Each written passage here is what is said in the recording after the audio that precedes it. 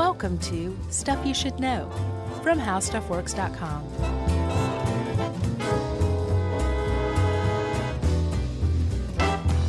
Hey, and welcome to the podcast. I'm Josh Clark, and there's Charles W. Chuck Bryant, and we've got guest producer Tristan with us today. Yeah. Who's filling in for Jerry, who may or may not exist. Tristan exists. Look at him. He shaved his mustache. I know, and Chuck, he shaved his mustache within a day of me telling him how cool it was. Next time I saw him, no mustache. Interesting. Yeah, that's what I thought too. What's that all about, Tristan? He just shrugged. That's cool. That's probably the appropriate response to that one. Yeah, but he's, I noticed you can't even look him in the eye right now, so. No, luckily we're sitting beside one another, not facing one another, else it'd be really weird for the next 2 hours. I'll let you know if he pulls a knife. You'll know that because I just run from the room. Okay, that'll be the signal, all right? Sounds good. So let's say that Tristan pulled a knife on me, and it had nothing to do with the fact that I complimented / ruined his mustache. Let's say that it was because he was a drug-addled lunatic. Okay. Okay, like he was literally attracted to the moon, and he was on drugs. Yes. And he pulled a knife. Had I gotten my phone out in time and called 911 and the cops had shown up, immediately and arrested him, Tristan could have been up for what's known as, Chuck, a drug court. Yeah, and... Wait. That was not my best intro. No, that was good. Of the 10 years, but it was in the top 20%, sadly. Okay, so that means I can't even do math right now, so... What's wrong with your brain? I went to a show last night, so I'm a little... I didn't even drink much. I'm just tired. Who'd you go see? Calexico. Oh, really? My boys. Yeah. Well, what else are they in? Iron and Wine? Well, they did a record with them. That's what it was. But they're not in them. Right. So to speak. You know what I mean? Yeah, sure. Okay, so they did it. They did a joint jam together. They did, and I'm just a little tired as a result. Okay, well, let me set it up again. Chuck. No. Okay. Well, here's the thing: did you really know about drug courts? I mean, it was something that I was aware of. I don't sit and think about different types of courts much, and I've never been through a drug court. But I guess I knew it was there. I didn't know this much about it, and I got to say, I've never run across a more glowing review of drug courts. Among anything in the media. And the media really loves drug courts, but apparently How Stuff Works heart drug courts like crazy. Yeah, I did not specifically know what it was. I did a brief little skim when I picked up the article, but I thought when I saw drug courts, I was very naive and I was like, oh, I bet, these are just like courts set up just to run people into jail as fast as possible. Oh, I see. I see. Just let's turn and burn like 100 cases a day and just throw people in the slammer. But it turns out it is the exact opposite of that. Yeah, it is. And turn and burn. Is this like Top Gun all of a sudden? I am dangerous. So, no, it's meant to be the exact opposite. And ideally, and it sounds like there are some actually really, really good ideal drug courts out there. It is. It's meant to do the opposite. It's meant to say, hey, man, you're a criminal. Let's not kid ourselves here. Mm-hmm. But you're a criminal really because you're addicted to drugs. Right. You're an addict first and a criminal second. Right. And then maybe a family member fourth or fifth, but you kind of put that on the back burner during your drug career, right? Yeah. So you're on drugs and you're committing crimes. And even more to the point, and this is how it kind of got its origin, which we'll get to in a second, I've seen you before. I recognize your face. That's how bad the situation is. Yeah. You're clogging up the court system. I've got like a serial killer behind you who's like getting very impatient, frankly. We need to move this along, save some money. Let's figure out if there's another way that we can do this that actually helps you, but that also helps society and saves costs. And that came in the form of drug courts. Yeah. So should we get in our lowrider? Our lowrider Wayback Machine? And drive back to the late 80s in Dade County, Florida? So first, I bought us matching pastel suits. I appreciate that. To wear. Put it on. Oh, it's on. It's puffy. It looks like, what's that, crepe paper? Crepe paper, yeah, or fish skin.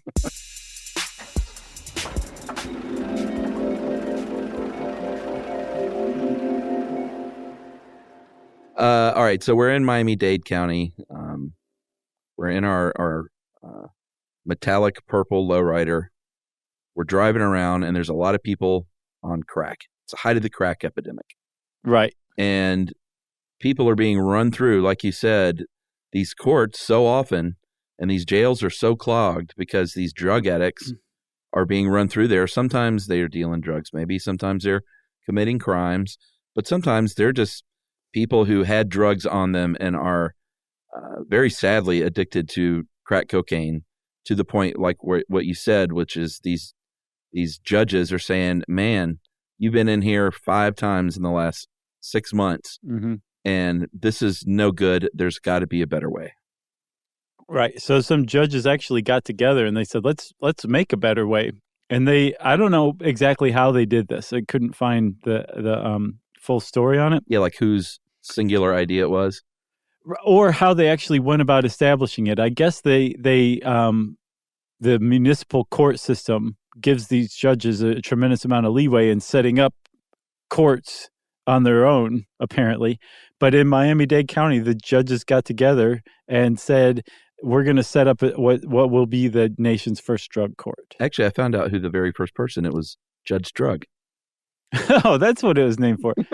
What a coincidence. I know, isn't that weird? Judge Crack Cocaine. But there's an interesting story in our own article that we should probably highlight about this attorney, David Scott Marcus, that I thought was pretty interesting. Yeah. And he was, in 1993, he was an attorney on drugs.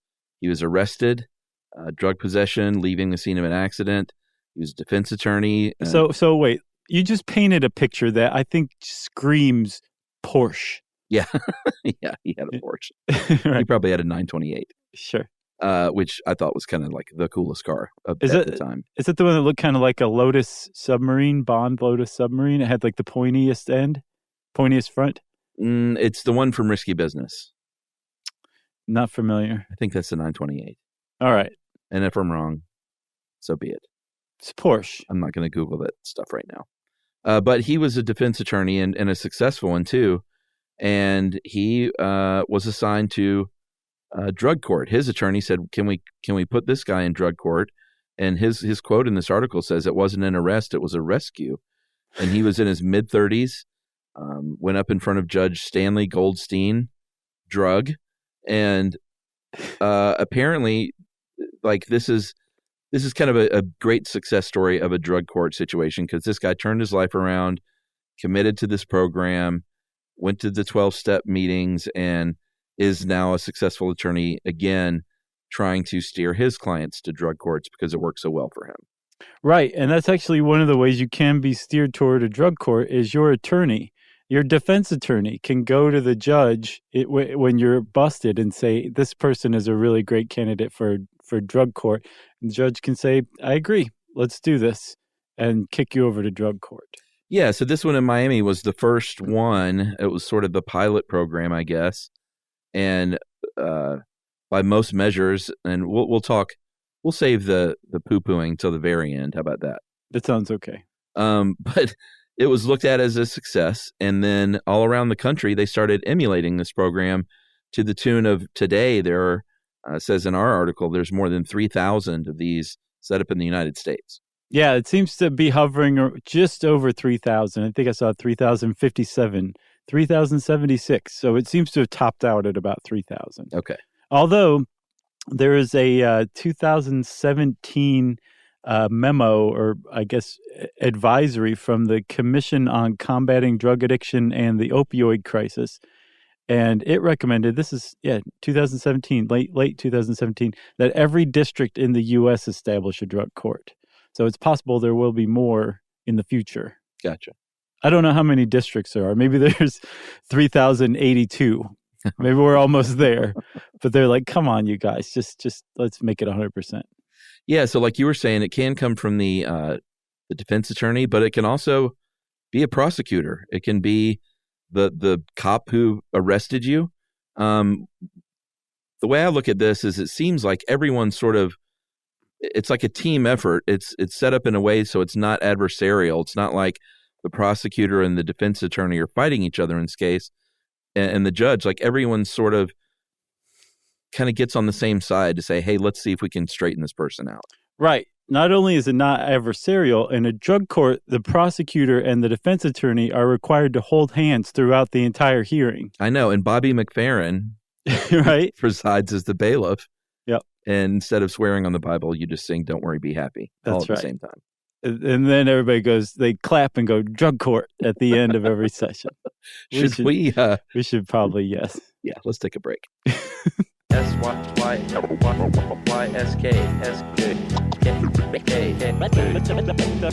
you should know.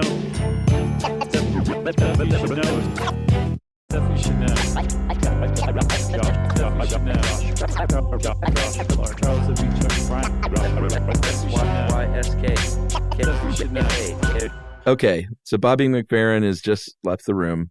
Oh, and court is starting. Yes, court has started. You know who would have been a great drug court judge is Harry Stone. R.I.P. Yeah. Isn't that sad? Just recently passed. He was not an old man. No, and by all accounts, a really good guy. When all the people started pouring out their stories, it seems like he was a really good dude. He did this really heartfelt, like very moving one-man show right after Hurricane Katrina that it's probably on YouTube, if not on like Netflix or something like that.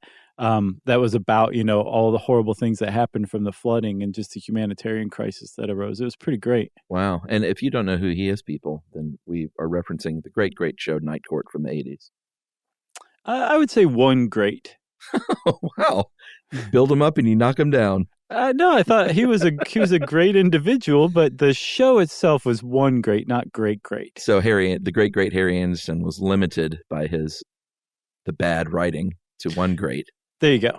Okay. But his character specifically from this explanation of drug courts and what is expected of drug court judges, it is exactly what he did. Mm-hmm. Like he was compassionate toward the person. He wanted to know what their backstory was. He would recognize them by sight, sometimes by name. Every once in a while, he would lighten the mood with the magic trick. Sure. Maybe take away the magic trick part, but all of those things are boxes that a drug court judge is supposed to check. It is nothing like what normal court is like. Yeah, correct. Which is why it's a sitcom. Right. It's more like night court than regular court. Drug court is. That's right. So, all right, how it works is very dependent on what court it is, because as everyone knows, it works on the state level and then like the city or county or municipality level as far as how they want to structure their own scene. Sometimes it's people that only people that didn't have like a violent crime committed in the course of their drug use. I saw that was a federal funding requirement. That really? You couldn't also be up on violent crime charges. Okay. So if you shot somebody in the kneecap while you were robbing them for drug money, you're probably not going to get kicked at drug court. Well, and sometimes if you have dealt drugs, you are not allowed into drug court. Mm-hmm, that's another one too. A lot of them tend to pick first-time offenders, people who are new to the court system. Uh-huh. If you are caught on like possession charges or something like that, and there's a drug court in the county that you're in or the municipality that you're in, there's probably 110% chance they will recommend drug court for you. Right. And then sometimes they will have the defendant sign a contract saying, I'm on board with this. I'm actually signing my name on this document. Sometimes they'll even have to plead guilty. Right. So there's two ways that it can go. One is that they say, we have you've been indicted and charged with possession of crack cocaine. Right. Right. And if you go to regular court, you will probably get sentenced. Here's what your jail time might be. Mm-hmm. But we are offering for you to go to drug court instead. And what we're going to do is we're going to defer these charges against you pending your graduation from this drug court program. We'll get more into the program in a second. But it's hanging out there. Right. As a potential, but if you don't, then this is what's waiting for you. Right. It's not like everybody's just going to forget about it after you go to drug court, right? Like this is one of the things, right? So coercion is the key to drug court, right? Mm-hmm. The other way that they can do it is they can say, you have to plead guilty to this charge. And if you go to drug court and graduate successfully, the judge will either dismiss your sentence, or they might even expunge the conviction from your permanent record. Yes, right. I was trying to remember my violent femmes. And here's the other thing that's different than regular court is this is all done very fast. It's not like you're hung up for weeks and months trying to figure this out, because their whole deal is you walk in there addicted to drugs, and they want to get you treatment as soon as possible. Right. Whether it's inpatient or outpatient. So like within days of an arrest, you could be in treatment. Yes. Which is, again, if you go to normal jail, that is not what happens. Most jails don't offer treatment programs. Some do, but a lot of them don't. So if you go to jail, your treatment is either going cold turkey or just doing a bunch of drugs in jail, right? Right. This is meant to say, okay, we're going to actually keep you out of jail. You're not going to jail right now, but you're going into this treatment program. And like you said, it could be inpatient or outpatient. It can be public funded treatment, or it could be a private treatment hospital, like a rehab center, right? And all of this stuff is hammered out on a case-by-case basis.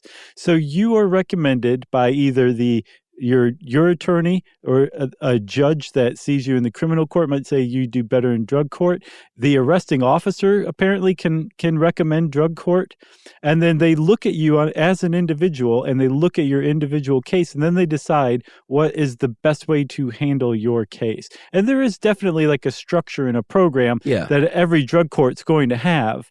But there's a lot of room, from what I understand, there's a lot of room and a lot of leeway for them to almost personally tailor your drug court experience to make it as successful as possible. And this is the ideal version. Again, I know that we're holding off on poo-pooing.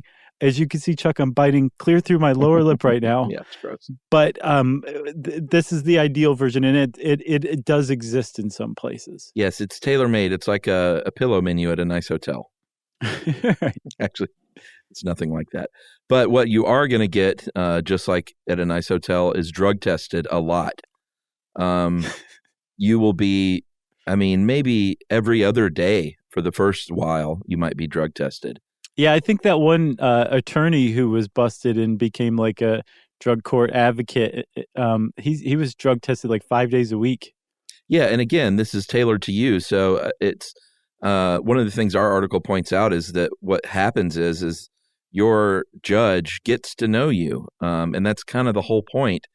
Is they need to know who you are. So they can suss out whether or not you're trying to game the system, and they get, from what it sounds like, they get really good at that. They kind of reading these people who are like, nah, man, I can tell this guy he's just trying to go through drug court so he can go out and do drugs again. Or this person seems like they really want to turn their life around. Right. So they will get to know these folks and assess, I think they need maybe to be tested once a week. And the more you test clean, the less you get tested, and the more sort of leeway you have and freedom you have, as long as you're, working those steps and completing your program. Right. Okay. So then, like I said, though, the coercion thing is the key to drug court, right? The whole point of drug court is that you can go through a program out of court, right? And it wouldn't be like judicially mandated or anything like that. But what the drug court advocates are saying is that doesn't work nearly as well as the idea that if you don't complete this program, you're going to jail. Right. And some drug courts take it even further and say, okay, man, here's your choice. You can stick with the regular charges, go to normal criminal court for this. You will probably almost certainly do some jail time, or you can come try drug court. If you succeed at drug court, you won't go to jail. We may even dismiss the case and make it like this conviction never even happened. If you fail, not only are you going to jail, you're going to do more jail time than if you hadn't come into drug court at all and just stayed in the regular criminal system. So the coercion there is very strong. And the reason that it's there, according to drug court advocates, is because that is what helps ensure the success of these treatment programs and gets people to actually complete them and become unaddicted to drugs at the end of it, or at least started on a path that they can keep up with for the rest of their lives. Yeah, and this, I'm like, when I said it's a quick program, the program isn't quick. They get you going quickly, right? But this doesn't happen over the course of a few months. Like, it seems like the minimum is about a year, and it can be as long as 2 years sometimes to graduate and prove that you are drug-free and committed to being drug-free. Right. So you'll have like the court all up in your stuff, like during that 2 years, right? Some of them are even shorter, but they're almost meant as like an emergency case. Like, you know, if somebody's having a mental health crisis, I don't know if it's federal. I know some states have it, at least if it's not a federal law, that you can be locked up for I think 72 hours against your will if a court says this person needs to be they need emergency mental health treatment. There are some kind of subcategories of drug courts that have been set up to address the opioid crisis. Yeah, that will be like a 90-day like emergency crash program that's basically meant to keep you out of jail, but also keep you alive and like really get your treatment going. But that's like an additional part to the drug court program, because from what I saw, it seems like 12 to 24 months is pretty normal. Yeah, and who are these people? Who are these prosecutors and defense attorneys and judges? And in most cases, it seems like they are people that have specifically requested drug court. It doesn't seem like a lot of people are begrudgingly assigned drug court. They feel compelled to do so. Maybe a mid-career switch, or maybe, you know, that's what they wanted to do to begin with. You know, they feel like they have a calling to try and help people and not necessarily just be like, I'm going to be the prosecutor that like throws a book at everybody, Right. or the judge that just wants to put everybody behind bars. They definitely have a more compassionate side than you're probably used to in a courtroom. Although I will say most courts, I mean, I've only been to like traffic court and stuff, but they have all sorts of, you know, traffic court is. They have a range of people in there. And most of the judges I've seen in my life have been kind of it's sort of harsh with a heart of gold. Yeah. I've never seen one in person that was just like, seemed like a real jerk that was just intent on running people through the system. You know, you make a good point. I think every scientific study that involves human subjects should be required to get their population sample from traffic court. There's no better like perfect cross section of America than a Tuesday morning in traffic court. Oh man, you ain't kidding. So that's the rule now for science, everybody. Yeah, that's really true. And you're always like, I feel like every time I've been to traffic court, which has only been 2 or 3 times, I'm always feel like I'm the last person. Then I'm there all day long. Yep. And always envious of the people that are up there first. But at the end of the day, it ends up being fairly interesting for a dude like me who just enjoys watching this sort of experience play out. Have you ever been to traffic court and you were like looking at the cops who showed up and you're like, is that the one? Is that the guy who gave me the ticket? Because you know, if they don't show up, they throw out your case supposedly, right? Which I'm not even sure if that's an urban legend or not. But I don't know if it is or no. I think it might depend, but I think that can be the case for sure. Well, I've never been able to perfectly say yes. The cop that gave me the ticket is not here, because you know that's because you were whacked out. Right. Man, I really can't remember. I wasn't even in traffic court.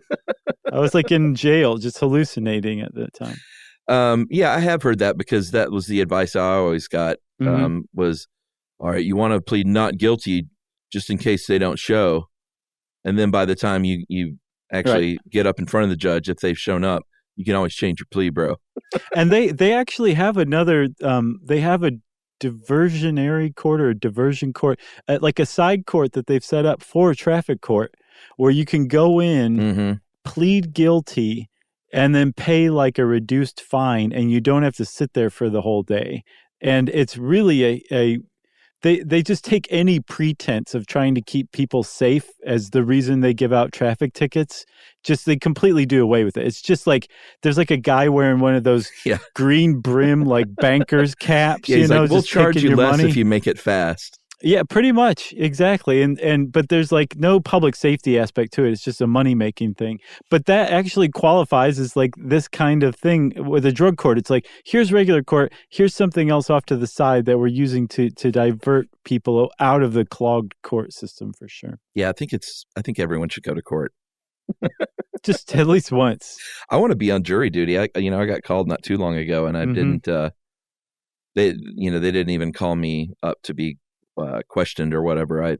It just ended up being hanging out all day, and then they dismissed the whole lot of like the 30 people I was with.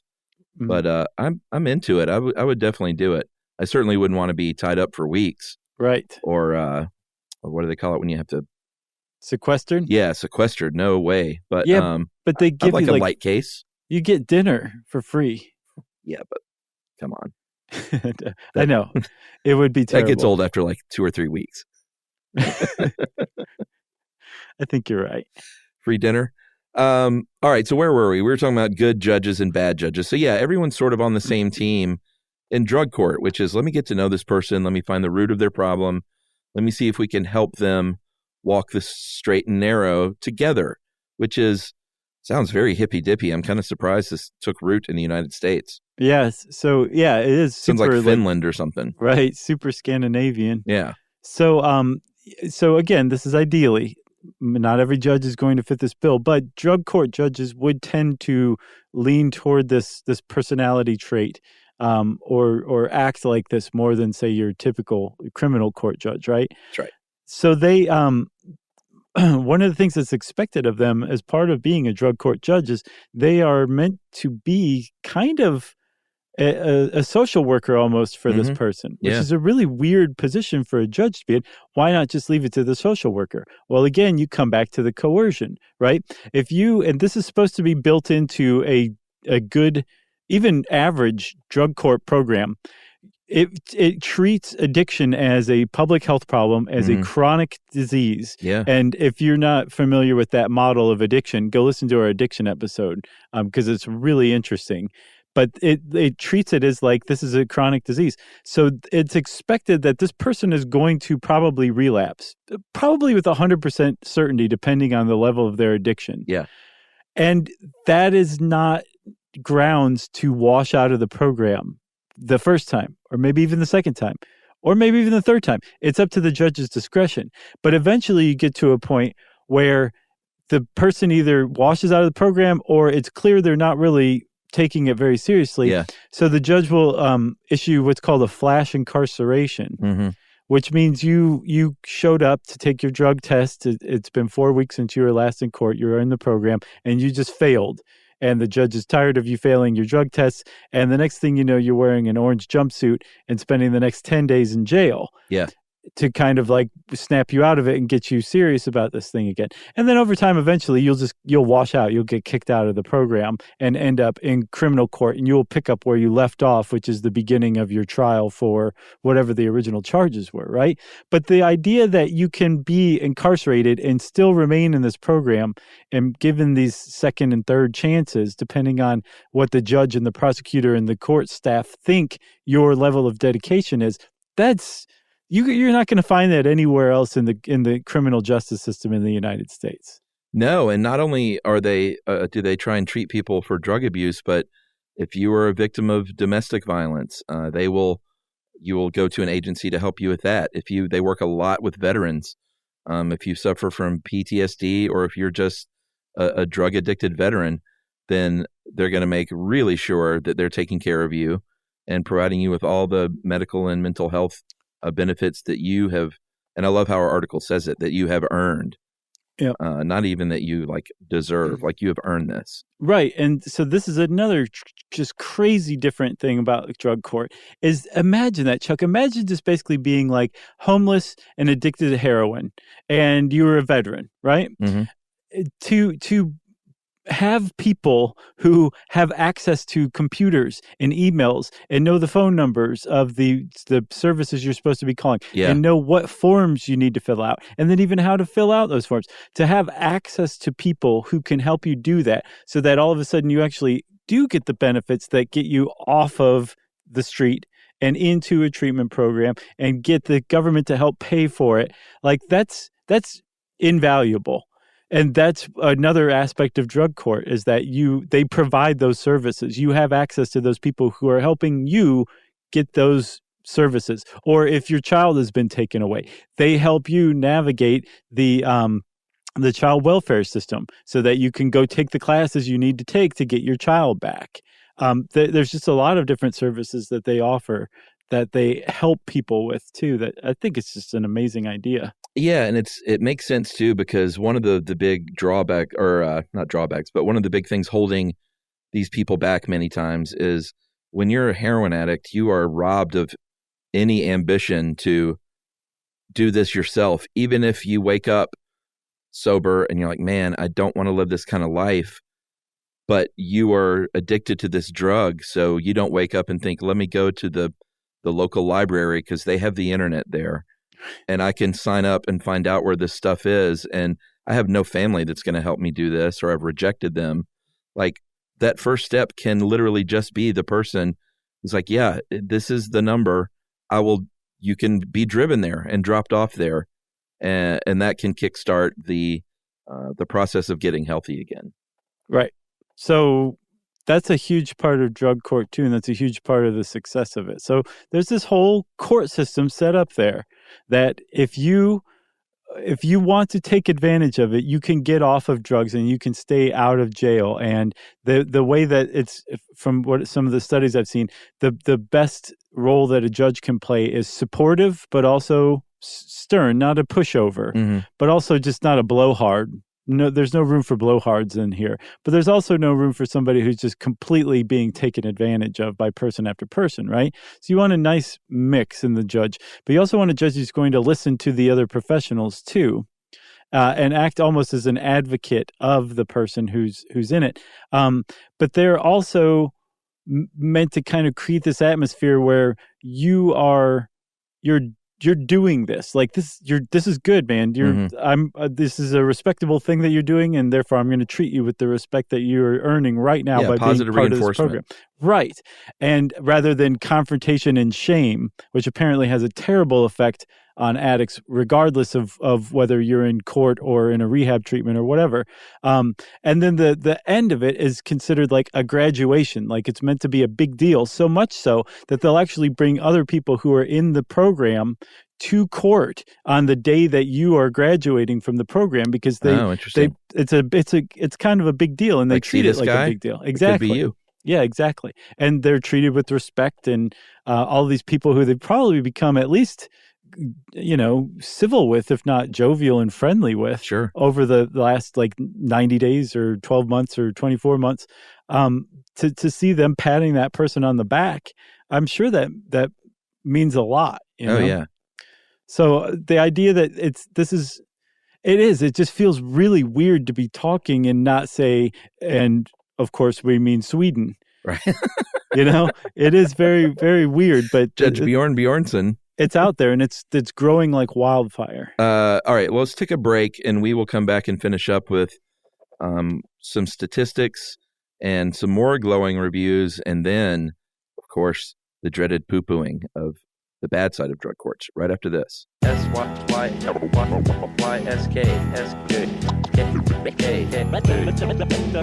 you should know.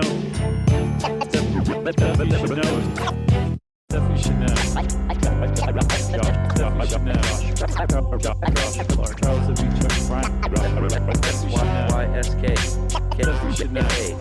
All right, so the cool thing about these kind of programs, when the government is involved in pouring a lot of money into these programs, is that there's going to be a lot of research. And there's definitely been a lot of research on drug courts, and all data points generally point to the fact that it works on a pretty big level. It works.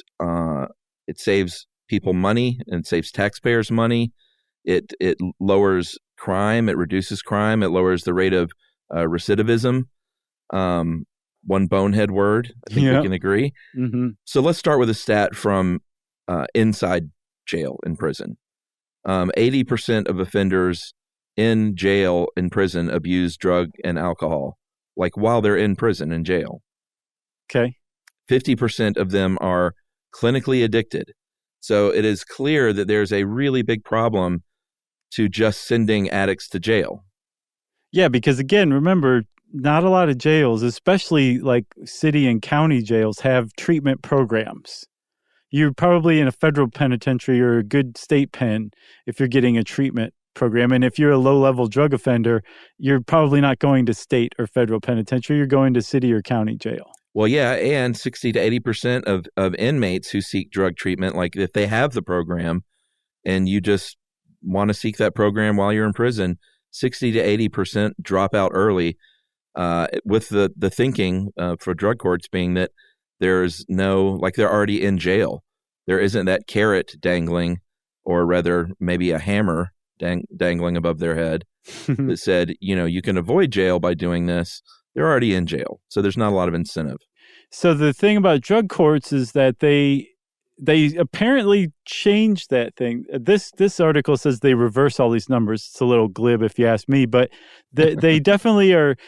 They put a dent in it. They do. So there was a National Association of Drug Court Professionals study, and there's been other studies that have shown similar statistics, but something like the recidivism rate is like 16% after the first year, 27% after the second year, which is far less than what you would find in the general population for people on probation. Yeah. And these are people who have completed the program, which, as we'll see, is a big caveat. Yeah. People who are parents in the drug courts their kids tend to spend less time in foster care, and their family is more likely to be reunited after they complete the program. What else? 35% reduced crime rate compared to alternatives. And then another study from the National Institute of Justice for Escambia County, Florida, which I believe is like Pensacola area. They said the felony rearrest rate there was lowered by 18%. Dang. So there's a lot of statistics that really seem to show that this works, including reducing prison population, which saves the state's money, improving employment opportunities, which would give more tax revenue. And so it seems like it's all like a no-brainer, 100%. Why would anyone have a problem with this? Right. Well, here's why. I didn't get this Drug Policy Alliance one fully. Did you? Yes. All right. What's the deal there? So one of the things that drug courts do is they take the war on drugs from the supply side, which means like invading Mexico, to the demand side, which means busting users, right? And drug court is just basically a new iteration of the idea of busting a user, but rather than just busting them again and again and again in the hopes that they'll eventually give up on drugs, this is to cure them of their addiction to drugs. It's the court intervening, but it's still the same thing. And the Drug Policy Alliance is like, we don't need to be doubling down on busting low-level users and addicts. We need to treat it strictly as a public health thing. And if you are busted with a small amount of drugs, you shouldn't ever go to jail. Like, it should be decriminalized. Oh, okay, and what they're saying is that this whole thing is like a whole new direction, a whole new push that's just keeping us from decriminalizing low amounts of drugs, which the Drug Policy Alliance says is best practices. All right, that makes sense. And then you sent a really interesting article. What was that? Was that the Atlantic? No, it was the Pacific Standard. Oh, it was the Pacific. It's the Atlantic of the West Coast. Yeah, that one was really interesting because they they kind of tell another side of the story through a few examples of real people which is, all right, let's say my son or daughter is addicted to heroin, and they go through like what you talked about, like the flash incarceration, like, hey, you came in here and tested positive. So I'm just going to go ahead and throw you right back in the slammer for 10 days. What's happening is a lot of these people, and it depends on the drug, but especially in the case of heroin and opioids, is they're putting people back in jail very quickly who are in the middle of going cold turkey. Right. So that's not a good situation. And kind of roundly across the board, medical professionals have agreed that methadone and what was the other drug? Oh, I couldn't, like benzo. Let's just say methadone, because most people know that one. That methadone is like an essential medicine if you are trying to kick an opioid or heroin habit. And under the terms of a drug court, you can't use methadone even. Right. So they found that 50% of drug courts in the U.S. have an outright ban on what's called maintenance. Right.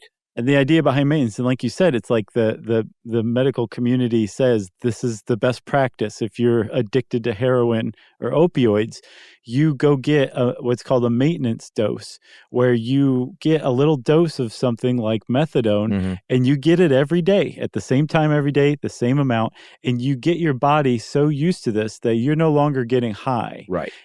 But it keeps you from going out and getting high because you are no longer have that craving. You're not drug seeking anymore. And apparently they compare it to like being on Prozac, that you can go out, have a job, have a high stress job, live a normal life, and be on methadone, this maintenance dose of methadone, and not ever get back on heroin. Well, 50% of drug courts say, no, this is an abstinence-based court. To be part of it, you can't test positive for drugs, and therefore you can't be on methadone. And so what they're doing is if you wash out of this court system, whether they kick you into jail or say you're out of drug court, and you haven't been on methadone, but you have been off of heroin, when you get back on it, what used to be just a normal dose to you could kill you. That's just what happens with your body when you're in withdrawals. So it's like these drug courts that are abstinence-based drug courts are setting you up to overdose on heroin if you don't follow this program strictly. Right. And what they're saying is like judges who don't listen to the medical community's best practices that's a very dangerous situation. Yeah, because they know that you're super at risk for relapse. And then once you're in there for 10 days and you're cold turkey and you're clean, then you are also, like you said, significant risk for overdosing and possibly dying. Right. So again, it seems to be specifically with like heroin and opioids, which is, maybe the biggest problem in our country right now, drug-wise anyway. Right. So I'm not discounting that, but especially in these cases, it seems like drug courts need to at least be they're not saying drug courts are bad, but they need to maybe work with the medical community a little more when it comes to heroin and opioids as the best practice for getting these people clean, because that's the goal. Right. And a lot of them do. A lot of them do allow for medication and maintenance. I didn't know it was 50%. That's good to know. I thought it was rare. What that they allowed for maintenance. Oh yeah, no, like a lot of them do, but 50% say none whatsoever. But yeah, a lot of them do. Some of them, though, the other 50%, some are on certain bases. Like if you're a pregnant woman, they'll let you do a methadone treatment or something like that. It's not like half let you and half don't. Right. It's half don't, and then some of the other half let just anybody, like maybe 20% just openly allows it. But that is the way to cure somebody of heroin, and denying them that it's just not, it's ill-informed.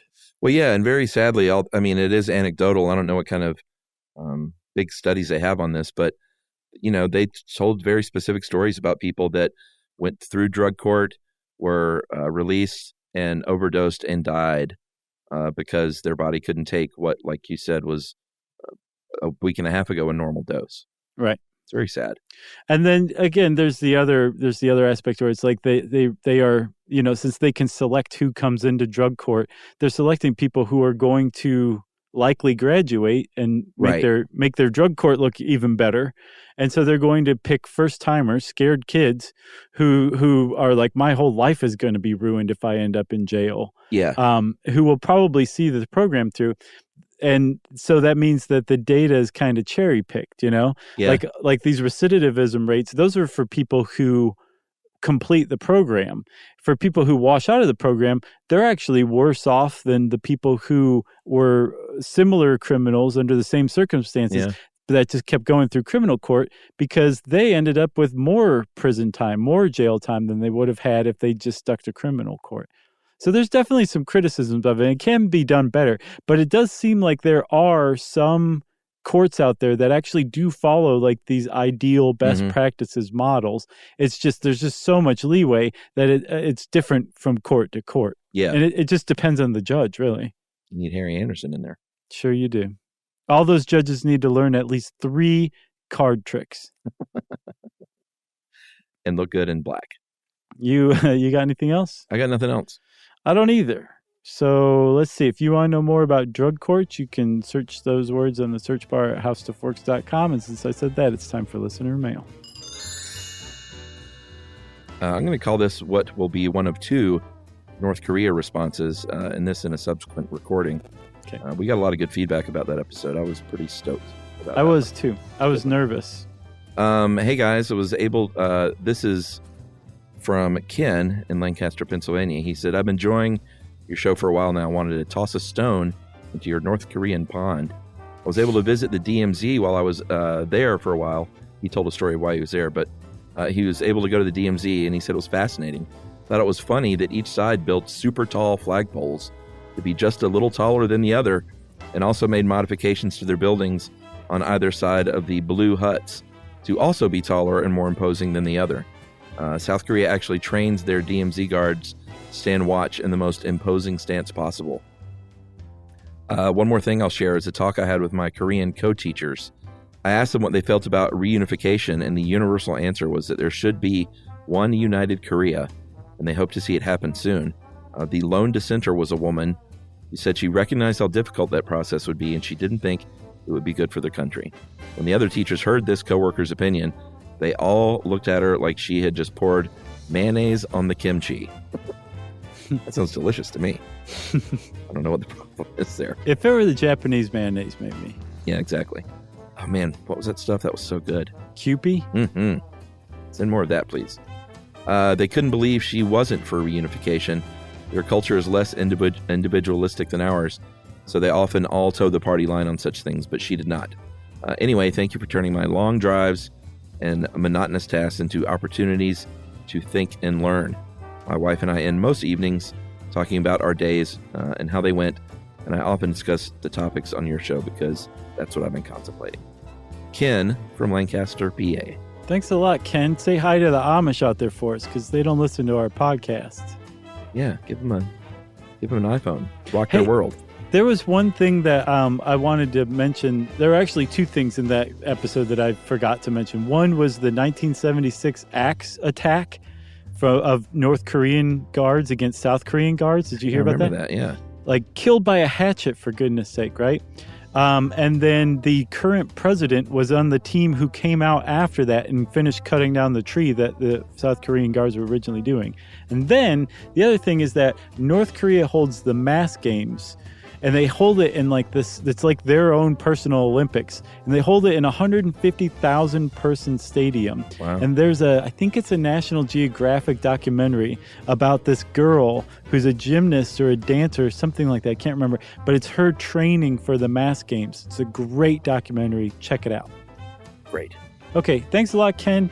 Thank you, Chuck, for letting me talk. And thank you for listening. And if you want to get in touch with us, you can tweet to us. I'm at Josh Clark. We're both at SYSK Podcast. And Chuck is at Movie Crush. Chuck's also on Facebook.com/Stuff You Should Know. Chuck's on Facebook.com/Charles W. Chuck Bryant and /Stuff You Should Know. You can send us an email to stuffpodcast@howstuffworks.com. And as always, join us at our home on the web, stuffyoushouldknow.com.